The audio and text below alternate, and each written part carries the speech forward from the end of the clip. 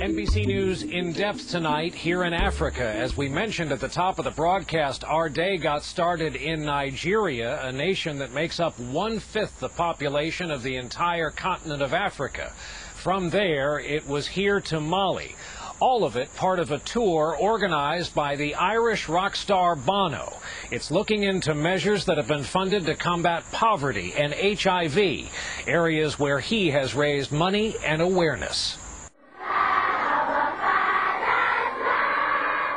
In the heart of Nigeria, in an overcrowded school where there is no school on rainy days because of holes in the roof. On this hot sunny day, there were special guests. Gordon Brown, the man who in all likelihood will be the next Prime Minister of Great Britain, and a 46-year-old Irishman named Paul Hewson, better known by his nickname Bono. What about sexual behavior? Do you teach on this subject? Do you teach people about HIV? Bono asks the questions any investor would, and that's what he's doing here. He's checking up on the investment he's made, in time and in the massive amount of money he has raised. So you would like to go to school? Yes. What do you need the most?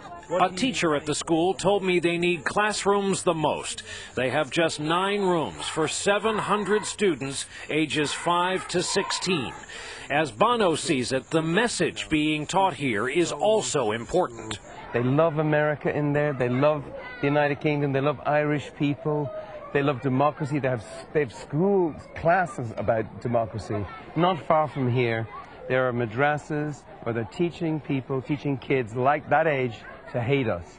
This is a smart thing for us to be involved in, as well as a wonderful thing. But these men soon learn from the teachers the problem at this school is more basic than that. The boys inside the town, they pregnate our girls and refuse them to come to school, which is not good. The problems, when added up, are staggering. Not nearly enough money for education. 40 million African children aren't being schooled. But the number 2 man in Britain has faith in the rock star from Ireland. Bono brought the U.S. Treasury Secretary to Africa 4 years ago. He boldly convinced the 8 wealthiest nations to forgive massive African debt. And he successfully lobbied President Bush for billions. Gordon Brown long ago became a believer in Bono. Bono inspires.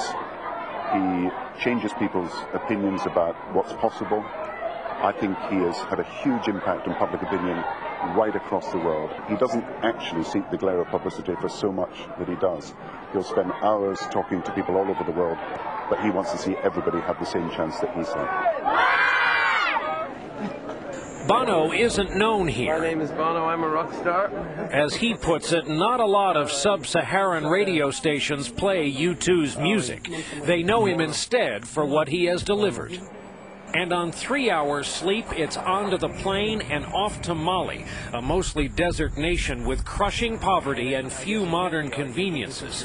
While they still crush corn into meal the way they have for centuries, Bono also knows they are onto something by producing organic cotton, a fashionable fiber of choice in the Western world. People doing extraordinary things in Rwanda. And while Bono is here to check on progress, there's still not enough to bail a nation like this one out of the situation it finds itself in.